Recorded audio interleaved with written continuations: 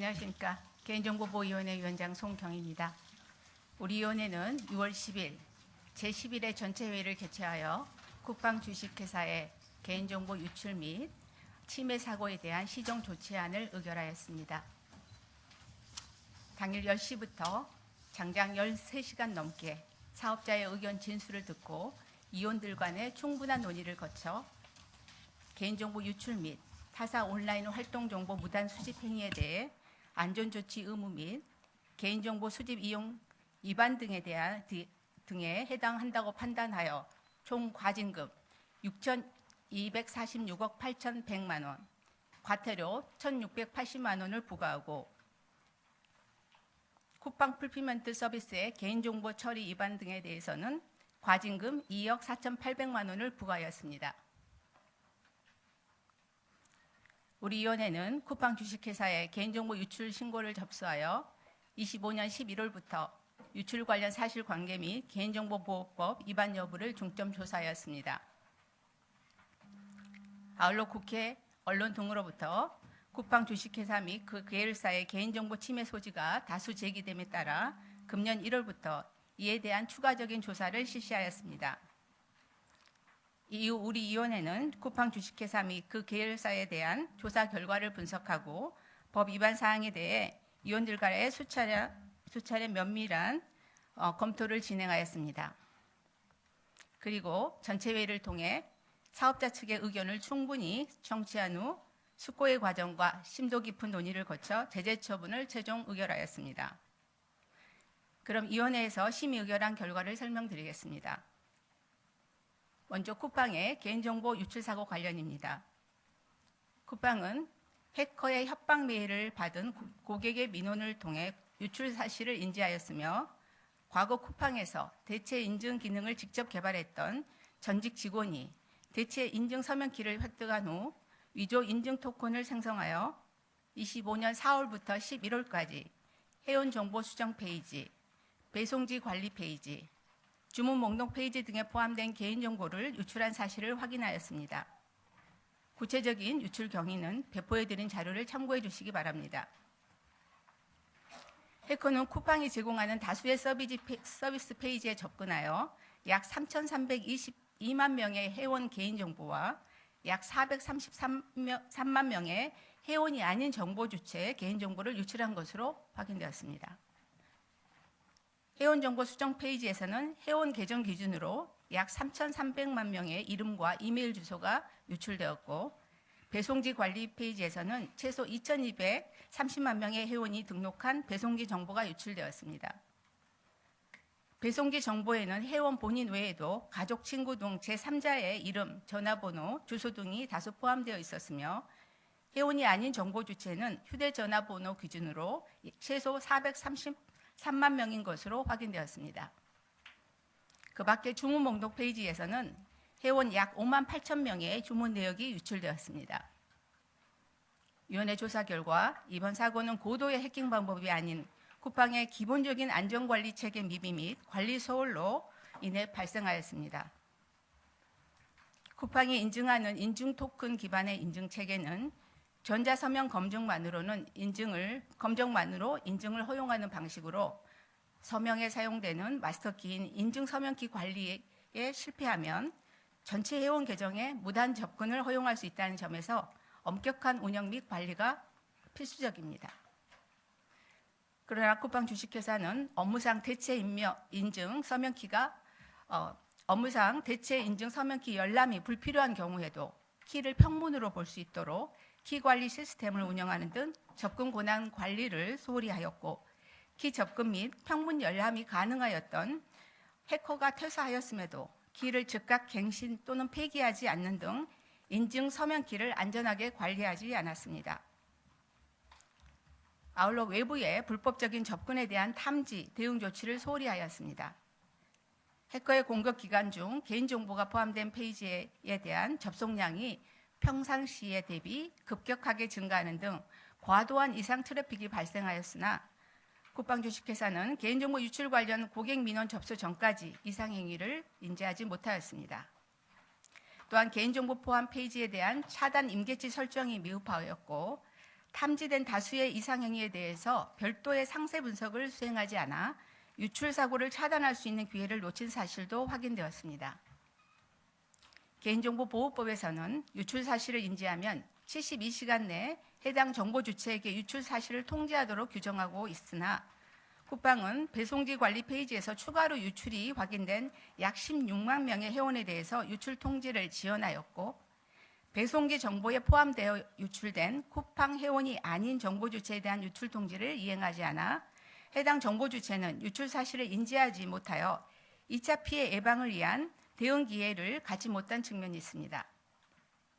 또한 쿠팡은 해커에 대한 자체 조사를 진행하고 그 결과를 홈페이지를 통해 공개하는 과정에서 개인정보 보호 책임자를 의사결정 과정에서 배제한 바 있으며, 이는 개인정보보호법에서 보장하는 개인정보 보호 책임자의 독립적인 직무수행 권한을 실질적으로 무력화한 것으로 판단하였습니다. 이 외에도 탈퇴 회원이 등록했던 일부 배송지 정보와 계좌번호 등에 대해 보유기관이 경고하였음에도 파기하지 않은 사실도 확인하였습니다. 아울러 우리 위원회는 조사 착수 즉시 사고 관련 접속 기록 등 각종 증거 자료의 보존을 명령하였으나 쿠팡은 약 5개월 분량의 앱 접속 로그를 수동 삭제하고 6개월이 경과한 어플리케이션 로그를 자동 삭제하는 자사의 정책을 중단하지 않아 피해 범위 확인을 어렵게 한 사실이 있습니다. 우리 위원회는 쿠팡이 국내 최대 온라인 플랫폼 사업자이자 대규모 개인정보 처리자임에도 인증 서명키를 안전하게 관리하지 않는 등 안전조치 의무를 소홀히 하여 대규모의 개인정보 유출을 초래한 행위에 대해 과징금 4,235억 7,500만 원, 개인정보 유출 통지 및 파기 의무 위반 행위에 대해 과태료 1,680만 원을 부과하기로 결정하였습니다. 아울러 유사사고 재발 방지를 위해 키 관리 통제 등 안전조치를 강화하고 유출된 배송지에 포함된 회원이 아닌 정보주체 대상 유출 통지 실시, 파기 정책 및 내부 거버넌스 체계 정비 등을 시정 명령하였습니다. 다음으로 쿠팡 주식회사의 정보주체 권리 침해 사건에 대해 말씀드리겠습니다. 조사 결과 쿠팡은 제휴 마케팅 프로그램인 쿠팡 파트너스를 운영하는 과정에서 정보 주체의 동의 등 적법 근거 없이 1,117만 명에 달하는 쿠팡 회원의 타사 온라인 활동 기록을 수집 저장한 사실을 확인하였습니다. 쿠팡은 이용자가 쿠팡 광고에 게재된 1,500만여 개의 웹 또는 앱에 접속하는 경우 해당 웹 앱을 방문한 기록인 URL과 앱 이름 등의 정보가 쿠팡으로 전송되도록 하였고, 이를 회원 계정 정보와 함께 개인을 식별할 수 있는 형태로 DB에 저장하였습니다. 타사 온라인 활동 기록은 개인의 관심사와 성향 등을 폭넓게 파악할 수 있는 정보로 정보 주체의 권리 침해 위험이 크다고 판단됩니다. 따라서 이러한 정보를 수집 이용할 경우에는 정보 주체에게 해당 사실을 명확히 알리고 동의를 받는 등 적법 근거하에 처리하여야 합니다. 반면 쿠팡은 타사 온라인 활동 기록 수집 저장과 관련하여 정보 주체로부터 동의를 받지 않은 채 이용자가 다른 웹, 앱에 방문한 기록을 무단으로 수집하였습니다.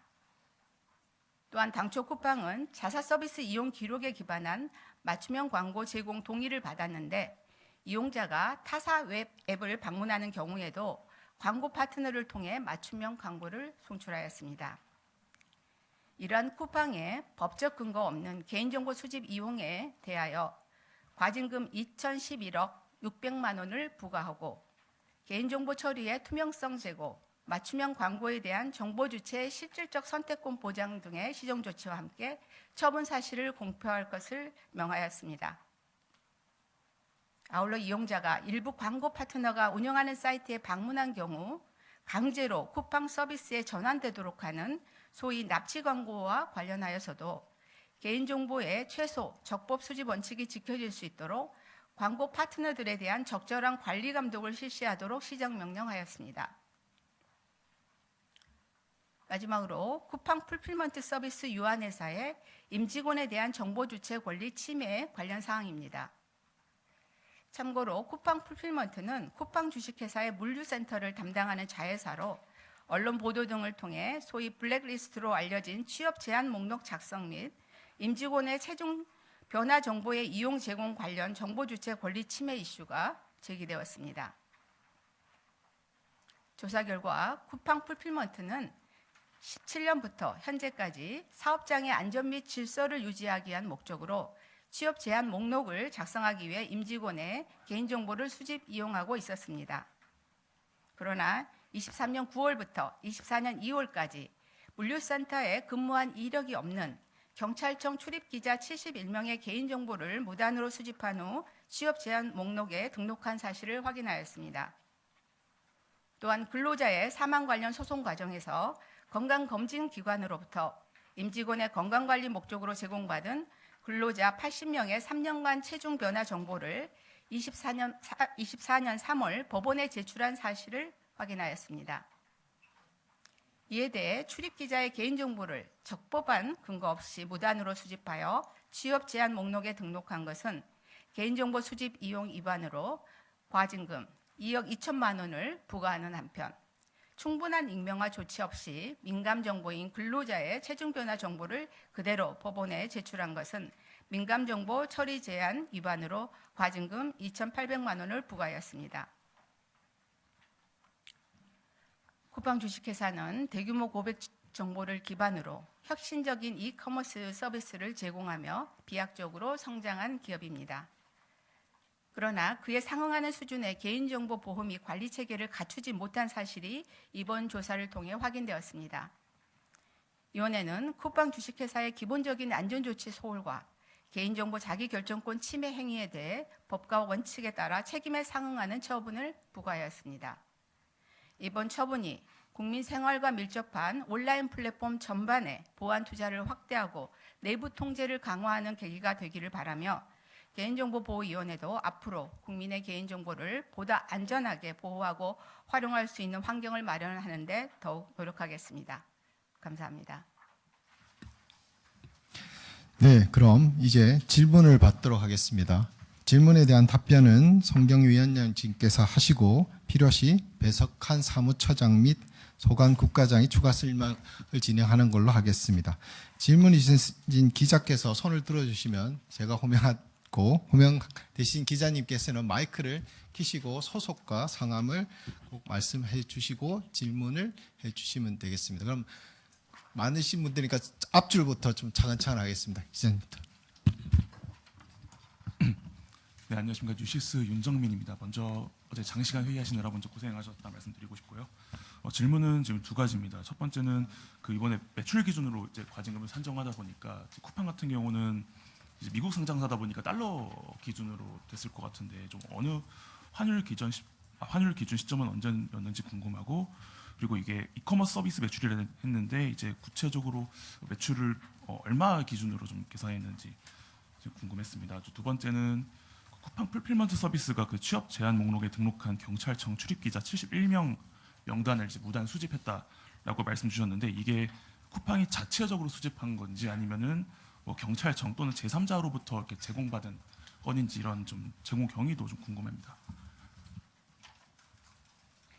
네, 첫 번째 매출에 대해서는 우리가 처분을 내린 상대방은 쿠팡 주식회사입니다. 한국의 쿠팡 주식회사이기 때문에 한국의 쿠팡 주식회사에 대한 매출액은 공시가 되어 있습니다. 다트에 공시되어 있습니다. 그래서 공시된 금액을 기준으로 했다는 거 말씀을 드리고 실제로 사업자에 의해서도 또 매출 금액을 제출받았습니다. 그래서 확인된 금액입니다.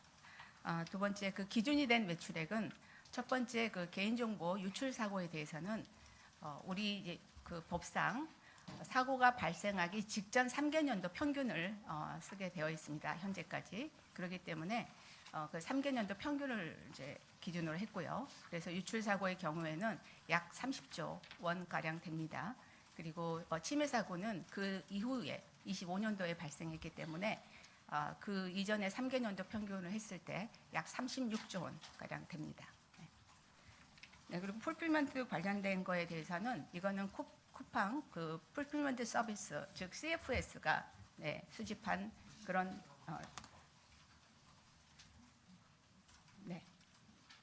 네. 쿠팡이 아니고요. 쿠팡 불편대 쓰고 있습니다. 네. 네, 다음 질문 받겠습니다. 자, 안녕하세요. 이투데이 김현진 기자라고 합니다. 앞서서 말씀해 주시긴 했는데 그러면 30조 원 가량 기준으로 했을 때 전체 매출액의 몇 퍼센트를 과징금으로 부과한 건지 좀 더 명시적으로 말씀해 주시면 감사하겠습니다. 네, 그 어떤 정도의 기준율을 썼느냐에 대해서는 저희 이제 그 내부 절차에 따라서 이후에 또 정리되어서 그렇게 공개가 될 겁니다. 그때 참고를 해주시기를 부탁드리겠습니다. 네. 네, 다음 질문 두 번째 줄. 네.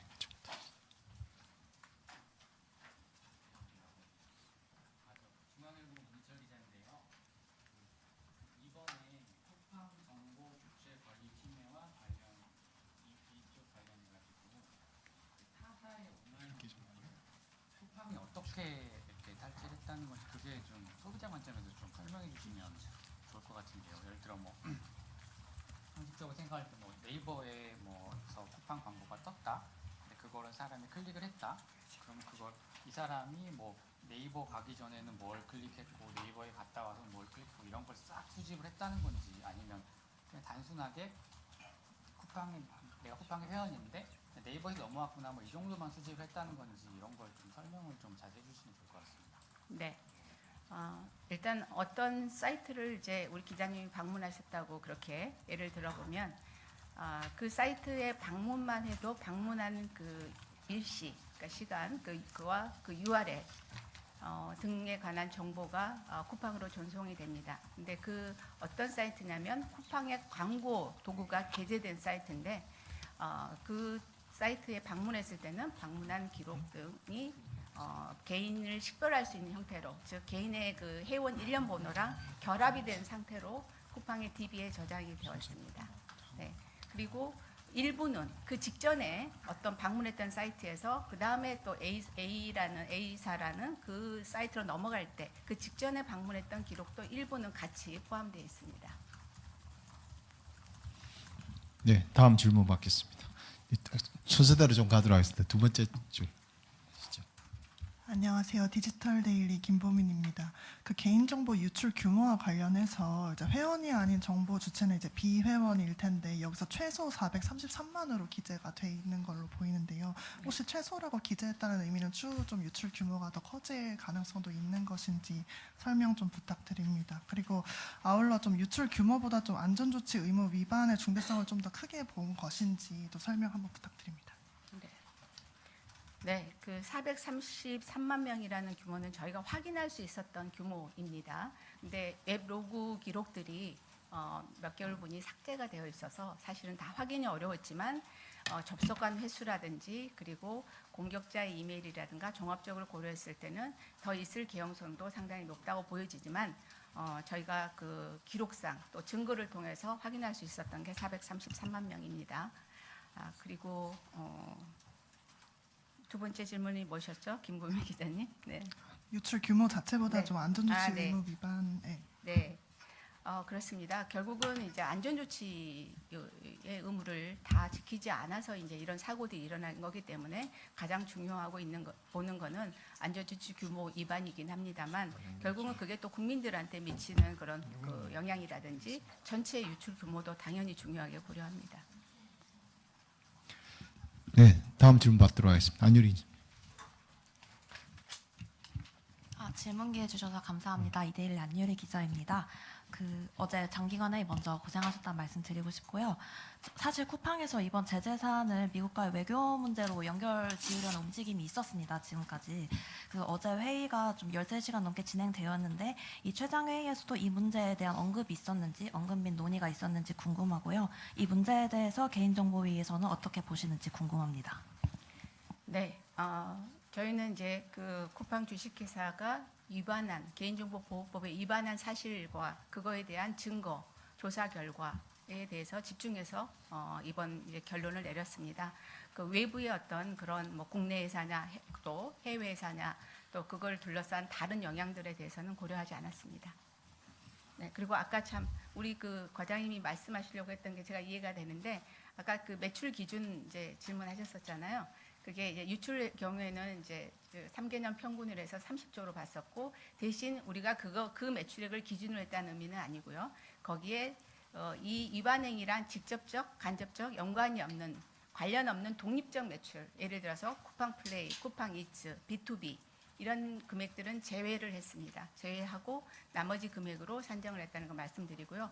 그 침해에 대해서도 마찬가지입니다. 36조 원 기준이지만 역시 관련이 없는 독립적인 매출액들은 제외하고 그리고 나머지 금액으로 기준을 삼았습니다. 네, 다음 질문 받겠습니다. 정 기자. 네, 질문 기회 주셔서 감사합니다. 쿠키뉴스 이소영 기자입니다. 그 질문 두 가지 드리려고 하는데요. 그 이번 사안 관련해서 고발은 진행하시지 않는지랑요. 그리고 전날 긴 시간 동안 회의가 진행됐는데 좀 어떤 내용이 쟁점이 돼서 회의가 길어진 건지 여쭙고자 합니다. 네. 첫 번째 거는 네, 고발은 진행됩니다.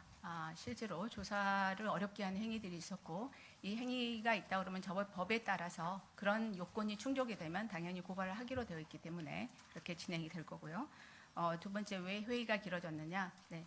우리 이제 그 의원들 간에 상당히 많은 논의가 이미 사전 그런 회의를 통해서 여러 번 있었습니다. 그래서 충분히 이 사건에 대해서 숙지하고 많은 토론을 거쳤고 또 어제의 경우에는 실제로 피시민 측의 의견을 충분히 듣기 위해서입니다. 그래서 피시민들이 자기들의 입장을 충분히 얘기하고 의견 진술할 기회를 좀 부여하고자 하는 게 컸고요.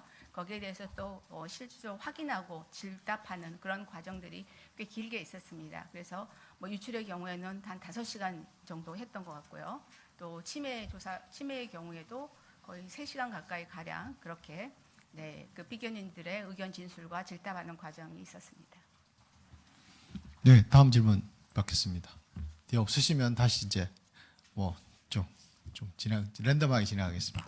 네, 안녕하세요. 저 전자신문의 박진영 기자라고 합니다. 그 단순 그 수치상 계산해 보면 SK텔레콤 때는 한 1% 매출의 1% 정도 되고 이번에는 한 2% 정도 되는 것 같습니다. 근데 이번에 기준은 이제 3%가 최상한선이었는데 현재 보면 이제 10%로 바뀌었지 않습니까? 그러면 향후에 이제 법 개정 이후에 이제 그 이런 제재받게 되는 기업 같은 경우에는 그냥 상징적으로 10%라기보다는 실제로 위반 사항이 중대하면 뭐 현재 기준으로 비교해 볼 때는 5% 이상이 될 수도 있다라고 강하게 규제를 해 가겠다는 의지를 갖고 있다고 보면 되는 겁니까?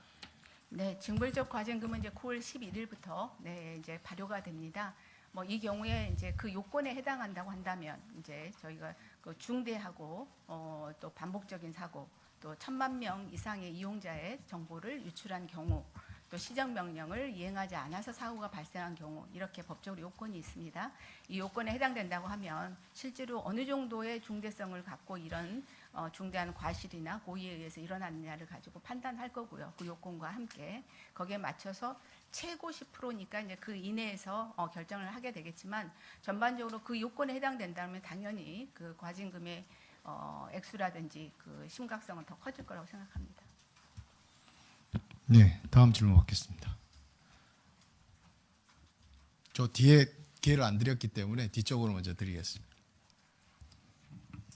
위원님 안녕하세요. YTN의 양희력 기자라고 합니다. 아까 그 말씀 주신 내용 중에 그 쿠팡 측에서 조사를 어렵게 한 행위가 있어서 그 부분에 대해서 고발하신다고 했는데 구체적으로 어떤 방해 행위가 있었는지 말씀해 주시면 감사하겠습니다. 네, 제가 아까 그 브리핑 하는데도 말씀을 드렸었던 내용인데 이 접속 로그 기록에 대한 삭제가 있었습니다. 실제로 우리가 조사를 개시하고 자료 보존 명령을 그렇게 내렸는데도 그 이후에 이제 그렇게 삭제가 된 적이 있었고 또 자동 삭제하는 그런 시스템이 있는데 그 역시도 중단을 시키지 않아서 또 한번 자동 삭제되는 그런 일들이 있어서 사실상 이제 우리가 확인한 거에 기초해서 저희는 이제 최종 처분을 내릴 수밖에 없었기 때문에 이 조사를 좀 어렵게 한 그런 행위가 있었습니다. 네, 다음 질문. 네, 그럼 하시죠. 비즈니스 포스트의 조승리 기자라고 합니다. 그 과징금 산정할 때 그 가중 요인으로 중대성 판단한다고 알고 있는데 이번에는 어떤 수준으로 중대성을 바라보셨는지 궁금하고요.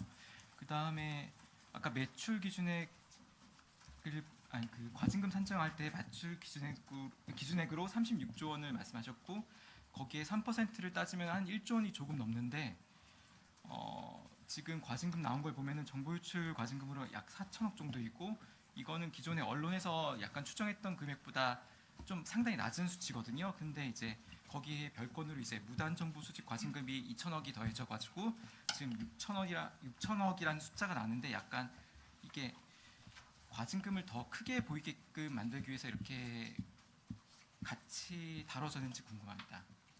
네, 물론 당연히 아닙니다. 실제로 유출에 대한 거는 이제 아시다시피 실제로 그게 신고가 되어서 이제 시작이 되었고요. 작년 11월에. 그리고 이 침해에 대한 거는 작년 이제 그 동안 언론과 국회에서 뭐 납치 광고의 어떤 문제점이라든지 여러 번 이 자체가 개인 정보를 침해할 소지가 있다는 우려가 많이 제기됐었고요. 또 그 방송통신미디어위원회에서 이 납치 광고에 대한 조사를 진행하면서 개인 정보가 연관된 부분에서는 저희한테 이제 소관인 우리한테 그거에 대해서 조사해 달라고 이첩을 했었습니다. 그게 작년 12월입니다. 그래서 조사를 시작하였고 조사가 유사한 시기에 마무리가 된 겁니다. 그래서 이제 피시민이 같은 회사이기 때문에 어떤 우리의 어떤 효율적인 전체회가 이제 한 달에 2번씩 열리고 하기 때문에 실제로 자주 그렇게 열리지를 못합니다. 그래서 피시민이 이제 같은 회사라는 것 때문에 같이 효율적인 운영을 해서 조사가 같이 유사한 시기에 마무리됐기 때문에 같이 하게 된 거고요. 이 매출 기준에 대해서는 아까 말씀드린 것처럼 이제 침해는 36조 원이 기준이지만 거기에 전혀 관련이 없다고 하는 독립적인 매출에 대해서는 이제 제외를 했습니다. 그게 이제 뭐 쿠팡 이츠나 쿠팡 플레이 B2B 금액이고요. 실제로는 이커머스에 대한 전반적인 그 매출액은 다 포함이 되어 있습니다. 그리고 아까 이제 그 유출에 대해서는 이제 30조 원이지만 역시 거기도 직접적, 간접적 관련이 있는 것들은 다 포함이 되어 있고 무관하다고 보여지는 독립적인 서비스에 대해서만 그걸 이제 제외를 한 상태입니다. 그래서 보통은 우리가 그 매출액이 전체의 3%라고 되어 있지만 실제로 가중 감경 요소를 다 고려해서 그렇게 현실적으로는 그렇게 나오게 설계되어 있지는 않습니다. 그리고 가장 많이 부과했던 사례들도 그렇게 높지는 않습니다. 그 자체가 근데 그거는 우리만이 아니고 뭐 EU도 전체 매출액의 전 세계 매출의 4%도 할 수 있게 돼 있고 침해에 대해서는 유출에 대해서는 전 세계 매출의 2%를 하게 돼 있지만 실제로 그렇게 부과율을 보면 우리나라가 오히려 우리나라보다 더 높다 뭐 이렇게 말할 수는 없는 부분도 있습니다. 하지만 법 체계가 다르다 보니까 1대1 비교는 좀 어렵고요. 그래서 그렇지만 이번에 이제 우리가 그 유출 행위를 본 거는 얼마나 이게 사건이 중대하냐 그리고 또 피해 규모라든가 이런 것들을 매우 숙고하고 토론을 거쳐서 거기에 그 책임에 적정한 상응하는 그런 처분을 내리기 위해서 최선을 다했고 그렇게 했다고 생각합니다. 네. 침해도 마찬가지입니다. 네. 저 아까 제일 뒤에 어제 그 서울경제 이진석 기자입니다. 어제 이례적으로 회의가 길어졌던 이유 중에 한 개가 쿠팡 측 의견을 듣는다고 좀 길어졌다고 하셨는데 그럼 쿠팡 측 소명 내용 중에 좀 받아들여진 부분이 있는지 궁금하고요. 두 번째는 혹시 위원들 간에 좀 이견이 있거나 경론이 컸던 안건이 있었는지가 궁금합니다. 네, 쿠팡 측에서 제안한 의견들에 대해서는 그 사실 여부를 면밀하게 서로 질답을 통해서도 확인하고 저희 조사 결과하고도 대비해서 여러 번 확인하는 과정을 좀 거쳤고요. 거기서 물론 사실과 부합하는 것들은 가만히 된 게 있습니다. 근데 그거는 이미 조사 결과에서도 사실인 것들이 보통 사실인가 아닌 것들이 다 확인이 되고 있어서 그걸 통해서 이제 뭐 아니었던 것들이 반영됐다라기보다는 이미 우리가 쿠팡 측의 의견서도 미리 받았습니다. 어제는 이제 현장에서의 어떤 확인과 질답이었다고 보시면 되고요. 그 전에 의견서들도 받았었기 때문에 그런 것들 면밀한 검토를 상당한 기간 동안 이미 거쳤다라고 보시면 되겠습니다. 그리고 위원들과의 어떤 이견이라기보다는 위원들도 각각의 이제 중대하게 보는 사안들에 대해서 서로 의견을 깊이 있게 나누는 시간들이었다라고 생각하시면 되겠습니다. 브리핑 전에 사전 양해 말씀드렸듯이 저희 위원장님께서 일정상 30분까지만 하시고 이석하시게 돼서 지금부터는 배석한 청삼 사무처장 및 이재영 조사국장이 답변을 진행하는 걸로 하겠습니다. 예. 한 번만 더 봐주시죠. 그러실까요? 들고 계셔가지고. 아, 예, 몇십 초 남았네요. 20초. 예, 네. 질문하시죠. 네, 블루터 권영삼입니다. 질문 기회 주셔서 감사합니다. 오늘 과징금 수입 밝혀주셨지만 SKT 전례를 보아도 쿠팡 역시 소송에 불복하고 소송에 나설 가능성이 있는데요. 그거에 대해서 향후 어떻게 준비해 나가실지도 궁금하고요. 쿠팡 말고도 KT도 과징금 처분을 앞두고 있는 걸로 알고 있습니다. KT에 대한 발표는 언제쯤 미뤄질지 궁금합니다. 네, 첫 번째 질문에 대해서는 소송이 만약에 제기가 된다면요, 저희는 또 적극적으로 대응하겠습니다. 저희 처분은 법과 원칙에 근거해서 매우 면밀한 검토와 충분한 숙고 끝에 내려진 타당한 처분이라고 생각하기 때문에 만약에 소송 제기를 한다면 거기에 맞춰서 적극적으로 대응하도록 하겠습니다. 두 번째 KT 처분에 대해서는 이미 사전 통지가 되어 있고 저희도 또 의견 제출을 받아서 현재 검토 중이기 때문에 그렇게 멀지 않은 시기에 처분을 내리려고 합니다. 네, 그럼 위원장님 답변은 이 정도로 하고 저희 사무처장께서 질문을 이어받아서 감사합니다. 진행하는 걸로 하겠습니다. 사무처장님 단상으로 좀 나와주시기 바랍니다. 자, 그럼 질문을 다시 계속 받도록 하겠습니다. 혹시 질문 있으신가요?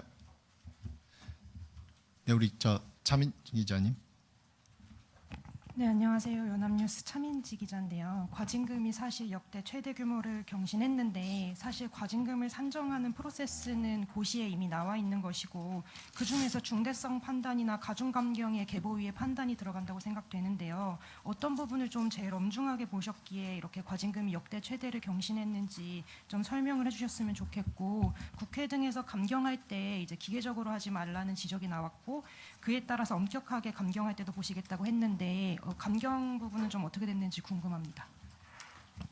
일단 그 유출 같은 경우에는 우리 유출 사고가 있고 유출이 사실이 있고 그다음에 안전치 의무 위반이 있으면 이제 과징금 처분을 하게 되는데요.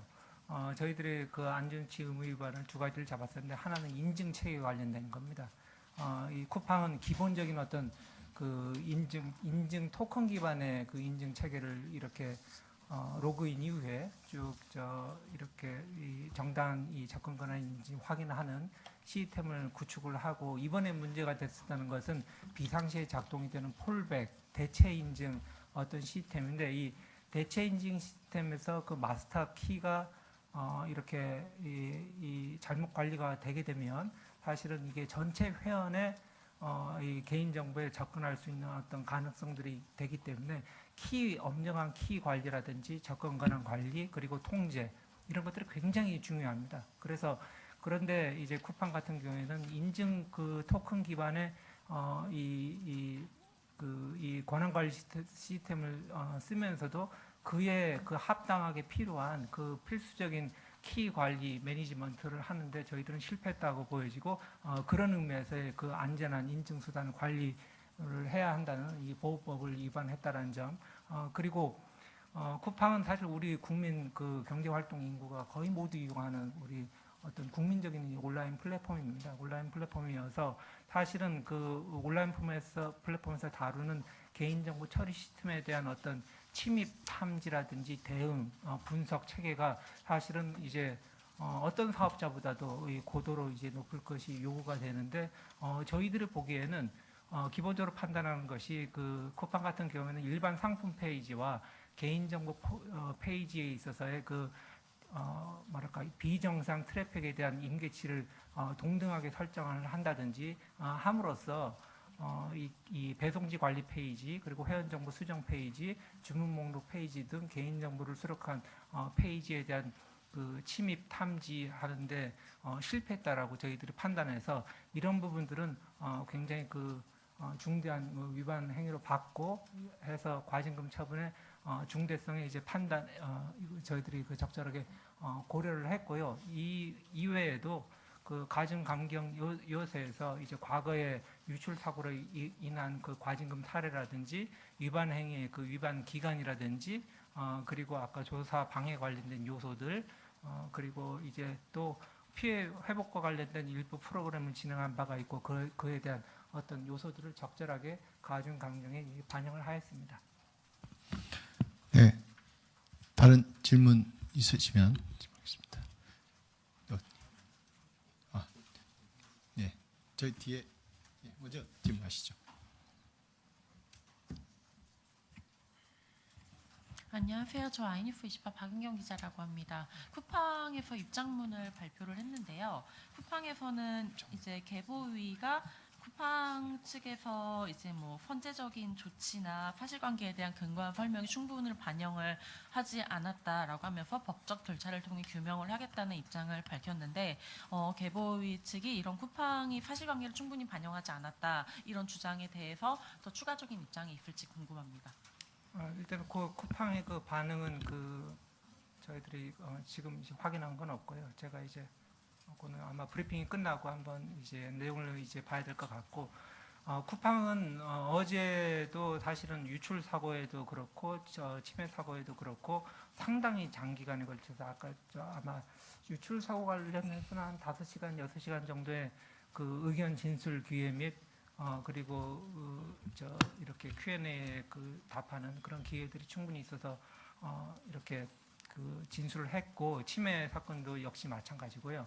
그리고 그 이전에 이미 수백 페이지에 달하는 의견서를 통해서 상세하게 의견들을 저희들한테 제출을 했습니다. 그래서 이런 부분들을 저희가 유출 사건에 있어서나 그리고 침해 사건에 있어서나 관련 내용들을 면밀하게 검토를 했고, 위원님들이 그 심의 의결하는 과정에 충분히 참작되었다고 보여집니다.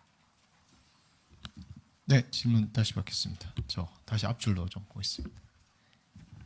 네, 저희 뉴시스 윤정민입니다. 질문 추가로 여쭙자면은 아까 그 피해자 보상 프로그램 관련해서 사실 소비자들 반발이 좀 있었던 게 그 쿠팡이 5만 원 쿠폰팩이라고 있습니다. 이제 그 중에서 약간 좀 실질적인 보상이 아니다라는 소비자 비판이 있었는데, 이게 지금 과징금 혹시나 이제 경감하는 그 사유가 뭐 적용이 얼마나 됐는지 좀 궁금했고요. 두 번째는 그 경찰에 고발한다고 말씀 주셨는데 그 고발 시점이 어떻게 됐는지도 좀 같이 여쭙습니다. 고발 시점과 관련해서는 그거는 아마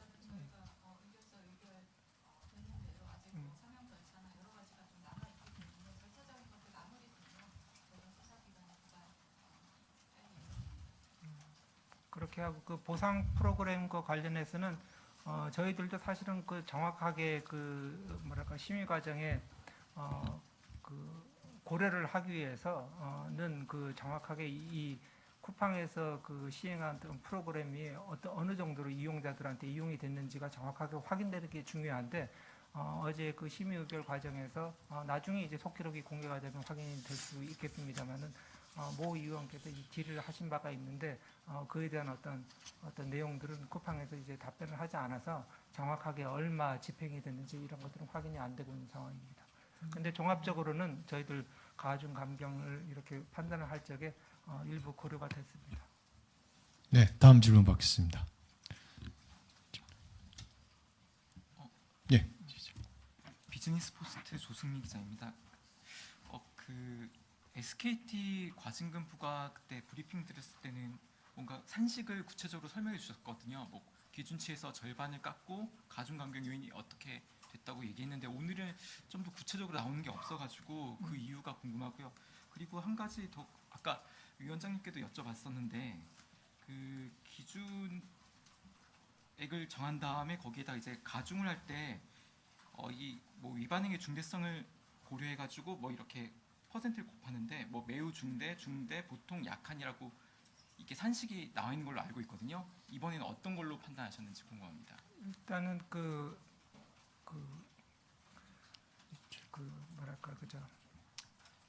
아까 이제 우리 어떤 개별 사건들을 이제 비교하는 것은 조금 이제 신중해야 되고요. 왜냐하면 SKT 사건하고 쿠팡 사건하고는 위반 행위라든지 어떤 특성들이 다르기 때문에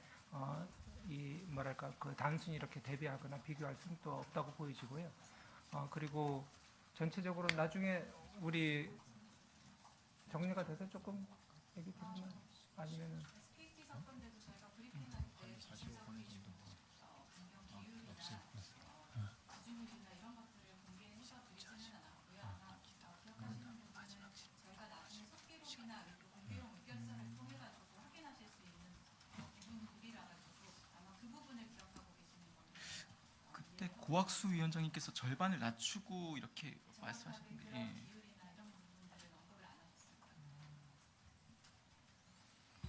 네, 혹시 다른 질문? 네, 질문. 네, 아시아경제 이명환입니다. 쿠팡이 이제 지난해 유출 사고 발생 이후에 지난해 말부터 이제 지속적으로 이번 해킹 사고를 통해서 유출된 개인 정보가 회원 3,000명의 계정 정보에 불과하다 이런 주장을 지속해 오고 있는데 이번 조사랑 의결 과정에서도 같은 주장을 반복했는지 여쭤보겠습니다. 어제 그 심의 우리 의견 질수 과정에서는 그런 주장은 안 했습니다. 이 최소 3천만 명 이상이라는 그런 인식하에 그 기본 그 전제하에 쿠팡도 의견을 그 진술을 하셨고요. 네, 다음 질문. 저 뒤에 아까 계속해서 저 뒤에 먼저 드리겠습니다. 안녕하십니까. 저는 KBS 전동훈이라고 합니다. 그 쿠팡 광고를 보면은 개인 정보를 DB에 저장하는 그 내용이에요. 로그인 한 상태여야만 DB로 저장이 되는지 아니면 로그아웃을 했어도 계속 저장이 되는지 궁금합니다. 그렇지는 않고요. 그 간단하게 메커니즘을 말씀드리면은 이제 쿠팡 회원 이제부터 저희들이 계정을 이렇게 그 최초 회원 가입을 할 적에 쿠팡 사이트나 앱에 이제 방문하게 되면 이용자들이 그 어떤 브라우저에 그 관련된 쿠키라든지 기기 식별자가 이렇게 신겨지게 되고 쿠팡은 자기 그 회원 정보랑 같이 해서 일단은 그 계정별로 그 기기 식별자를 확인하게 됩니다. 그래서 이런 기기 식별자가 이용자의 브라우저에 있는데 이제 아까 쿠팡 파트너스 프로그램이 이제 약 15만 개 웹과 앱입니다. 이건 그 큰 도메인 기준으로요. 그 밑에 서브 페이지까지 하게 되면 1,500만 개에 달하는 이런 URL들인데 이런 그 15만 개의 웹 앱에 이렇게 접속하게 되면 이렇게 그 쿠팡의 배너를 클릭하지 않더라도 자동적으로 그 도메인에 접속했던 시점에 막바로 그 URL하고 그리고 PC ID 아까 기기 식별자가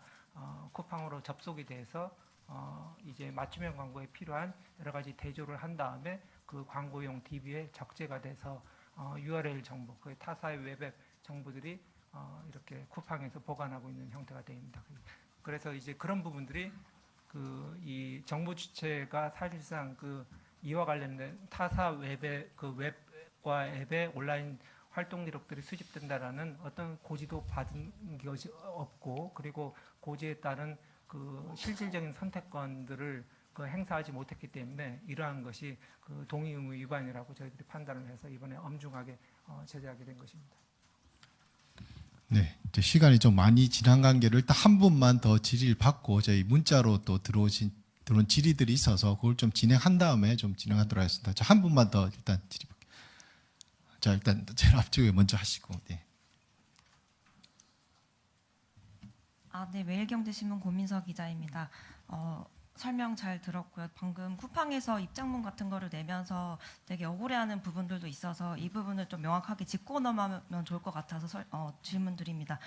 첫 번째는 쿠팡에서는 2차 피해가 발생하지 않았는데 이 지점에 대해서 상당히 억울해하더라고요. 그래서 이 부분에 대해서 과징금 산정이라든가 어떻게 조금 절차가 진행되는지 궁금합니다. 두 번째는 쿠팡 입장문을 보니 쿠팡 파트너스 관련해서 뭐 크리에이터나 블로거 소상공인들이 상품을 추천하고 수익 창출하는 프로그램인데 이게 다른 글로벌 기업들과 동일한 제휴 모델로 데이터를 적법하게 보호하고 운영하고 있다라고 말을 하고 있어서 이거는 지금 실제 개보위 조사 결과나 설명하고도 좀 대치되는 부분이 있어서 다시 한번 설명해 주시면 좋을 것 같습니다. 마지막 질문은 유출된 정보 관련해서 뭐 이름, 주소지, 뭐 계좌번호 등 이런 부분들이 있는데 이 부분은 이제 고객의 입장에서는 상당히 민감한 정보이기도 하지만 또 이제 뭐 쿠팡 그 사업주 입장에서 봤을 때는 예를 들어서 뭐 듀오 같은 경우에는 사생활을 침해하는 뭐 그런 민감한 정보들이 이제 유출이 되는데 그런 정보의 민감성이라든가 그런 부분에 있어서는 왜 달리 처분하냐 뭐 이런 부분들도 얘기를 하더라고요. 그래서 관련해서 어떻게 보고 이제 산정이 됐는지도 궁금합니다.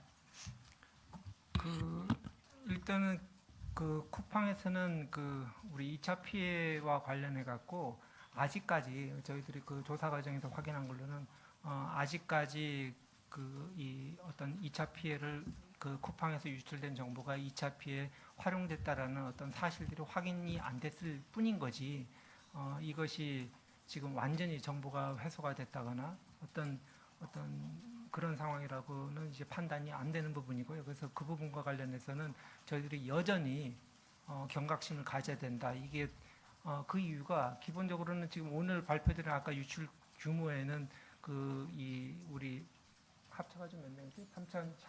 3,700만 명 이렇게 되어 있지만 그 해커의 그 협박 메일을 보게 되면 사실은 이제 그보다도 훨씬 더 큰 규모로 해갖고 이 정보들이 사실상 이제 유출된 이 정황들이 있기 때문에 이게 그 추후에도 여러 가지 사이버 범죄에 활용될 가능성이 여전히 남아 있어서 경각심이 필요하다고 보이지고요. 두 번째로는 쿠팡 파트너스 프로그램과 관련해 갖고 쿠팡에서도 어제 그 심의 의결 과정에서 사실상 이 정보 주체한테 어떤 명확하게 그러니까 이 쿠팡에서도 기본적으로 이게 그 타사의 웹과 앱의 온라인 활동 기록이 그 쿠팡 그 DB에 적재가 됐다는 사실들은 인정을 했습니다. 그게 적재가 됐고 그리고 이 이용자 식별번호, 개인을 식별할 수 있는, 회원을 식별할 수 있는 이용자 식별번호와 결합해서 적재한 사실도 그 부분도 인정을 했습니다. 근데 이제 그런 과정들이 이 쿠팡의 항변은 비의도적인 거다. 그냥 자연적으로 적재가 됐다라는 이런 형태의 그 주장을 했는데 저희들이 봤을 적에는 그게 그 어떤 인터넷 통신 규약상에 자연적으로 적재할 수 있는 형태가 아니라 아까 기본적으로 광고 도구를 배포했고 그리고 기기 식별자를 회원들 브라우저에 그런 부분들을 이제 이렇게 설치를 했고 그를 바탕으로 해서 이 타사의 웹앱의 어떤 온라인 기록들을 쿠팡 서버에 들어왔을 적에 회원 식별 번호와 결합해 갖고 의도적으로 DB에 쌓아놨기 때문에 충분히 의도성이 있었고 그 DB에 대해서 나중에 쿠팡에서 그 일정하게 조회한 사실도 저희들이 확인을 했기 때문에 그 부분들이 이렇게 위법하다고 저희들이 본 것이고요. 세 번째로는 주소라든지 지금 전화번호하고 이름 이런 정보들인데 이게 법상 민감 정보에는 해당되지는 않습니다. 보호법이 정하는 사상 신념이라든지 이런 정당 활동의 내역이라든지 뭐 이런 민감 정보에는 해당되지 않는데, 근데 저희들이 주목하는 것은 우리 국민들의 일상생활과 관련된 실주소가 여기에 광범하게 유출이 포함되어 있어서 이런 부분들을 우리 위반 행위의 중대성을 판단할 적에 충분히 고려가 됐다는 말씀드립니다. 네, 그럼 이제 좀 문자를 통해서 들어온 질문부터 먼저 좀 진행을 하고 혹시 시간 상황을 좀 보겠습니다. 경향신문 김세훈 기자님께서 그 쿠팡 측에서 그간 유출 정보가 민감 정보에 해당하지 않는다라는 그 질문을 해주셨는데 금방 조금 유사한 질문이고, 그 다음에 과징금 산정 기준이라서 이거는 이런 질문이 있었다는 거 말씀드리고 다른 질문으로 넘어가도록 하겠습니다. 머니투데이 김평아 기자님께서 질문 여러 건 하셨는데요. 다른 것들은 좀 유사해서 하나 좀 질문이 안 나왔던 거 과거 처분과 형평성에 대해서 좀 물어봤습니다. SKT 같은 경우에 1347억 정도고 구글 메타도 합쳐서 한 1000억 정도였는데 쿠팡이 부과한 게 어떤 차이 때문에 이렇게 차이가 나는지 질의하셨습니다. 일단은 답변드릴 수 있는 것은 이제 개별 사건들마다 그 사건의 성격하고 위반 행위의 성격 그리고 적용 법조 이런 내용들이 다 태양들이 다르기 때문에 이거를 일일이 이렇게 비교해서 하는 것은 쉽지가 않다라고 보이지고요. 지금 쿠팡 같은 경우에는 아까 회원 규모가 지금 유출 규모가 3,700만이지만은 회원 규모가 우리나라 이제 경제활동 인구 전체를 커버하고 있고 주소에 있어서도 사실은 배송지 주소에 그런 회원의 배송지 주소만 하더라도 어마어마한 양의 해커의 공격자의 주장에 따르면은 1억 2천만 개의 어떤 주소들이 이렇게 관리가 되고 있는 그러한 어떤 국민의 뭐랄까 일상생활과 밀접한 그 온라인 플랫폼이기 때문에 저희들이 엄중하게 이번에 이 처분을 했고 또 이 보호법에 정하는 그 법과 원칙의 테두리에 따라 가지고 국내 사업자 차별 없이 그 처벌을 했습니다. 예, 문자로 들은 질문이 하나 더 있습니다. 그 한국일보 김지섭 기자님께서 과징금이 역대 최대 수준이고 피해자도 상당한데 과징금으로 피해자를 위해 시행하는 방안이 있을지 궁금하다고 질문하셨습니다. 그 부분이 저희들 굉장히 지금 중요한 뭐랄까 그 정책적 관심사 중에 하나인데요. 일단은 지금 그 정부 차원에서 지금 이 추진되고 있는 그 어떤 기금 부분이 있습니다. 우리 신고하고 포상 이 부분을 장려하는 어떤 그 기금을 이제 뭐랄까 기획하고 있는데 그런 부분에 이제 개인정보위원회도 참여를 해서 이렇게 정보 주체의 어떤 피해 지원을 위한 어떤 사업에 활용하는 부분들을 이제 쓰는 방안들을 저희들이 검토 중이고 그리고 그 위에도 지금 정보 주체의 어떤 권리 보호를 위한 정책 기능을 조금 획기적으로 강화를 해야 되겠다는 판단이 있어서 관련 사업이라든지 또 업무 추진 체계 이런 부분들을 좀 대폭적으로 정비해 나가려고 하고 있습니다. 네, 그럼 시간이 예정된 시간도 많이 지났고 해서 질문 몇 개만 더 받고 나머지는 저희 대변인실 통해서 좀 하시면은 저희가 상세 답변 진행하는 걸로 하겠습니다. 네. 네, 브릿지경제 이한빛 기자입니다. 이제 분쟁 조정도 다시 이제 재개될 예정인데 분쟁 조정 추가 참여도 가능하다라고 여기 내용이 나와 있어서 이 추가 접수금 기간은 언제까지 이제 하실 예정이고 이제 본격적인 이제 분쟁 조정 절차는 또 언제 좀 돌입이 될지를 좀 여쭤보겠습니다. 아마 그 재개가 아까 6월 12일 날 내일부터 이렇게 진행되는 걸로 내일부터 재개가 되고요. 그 추가 당사자 그 모집은 내일부터 6월 26일까지입니다. 네, 다른 질문. 네, 국민일보 김용원입니다.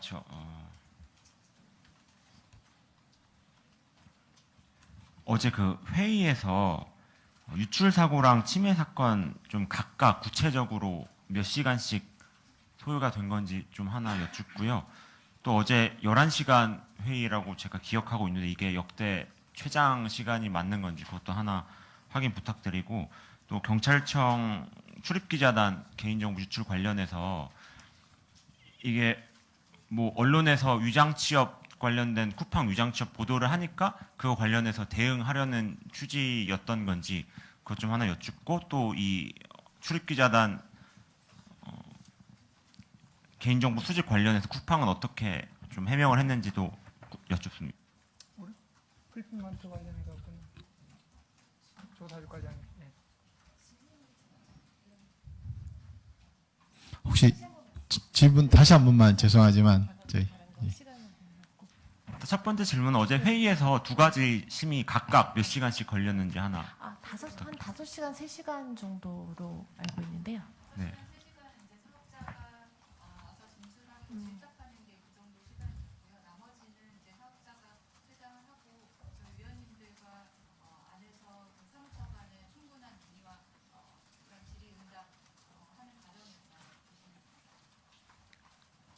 그리고 이게 역대 최장 하나 안건 두고 역대 최장 회의는 맞는 거죠? 네. 네. 네, 맞습니다. 그리고 하나 더 여쭈면 그 경찰청 출입기자단 리스트 관리한 거는 언론에서 좀 쿠팡 위장 취업 관련해서 보도를 하니까 그거에 대해서 대응 차원이었다고 보는 그렇게 이해를 하는 게 해도 무방한 건지 네네. 여쭙습니다. 그쪽에서는 그렇게 주장하고 있습니다. 허위사실 유포 등으로 등재해놨습니다. 그리고 쿠팡에서도 그것 때문에 그렇게 확보를 해놨던 거라고 해명을 하는 건가요? 네, 본인들은 이제 뭐 사업장 안전이나 이런 것 때문에 했다 그렇게 얘기를 하고 있습니다. 네, 시간 관계상 마지막 하나만 더 받고 나머지는 이제 추가적인 저희 대변실 통해서 진행하는 걸로 하겠습니다. 네. 추가 질문 드리겠습니다. 이투데이 김현진 기자라고 합니다. 그 단순 과징금 금액이 최대인 것 외에도 매출 기준 퍼센트로만 봤을 때도 역대 최대로 부과한 건지가 궁금합니다. 그거는 나중에 우리 전체적으로 조금 정리가 되고 의결서라든지 이런 부분들이 정리가 되면 그때 공유하는 걸로 하겠습니다. 그렇지는 않습니다.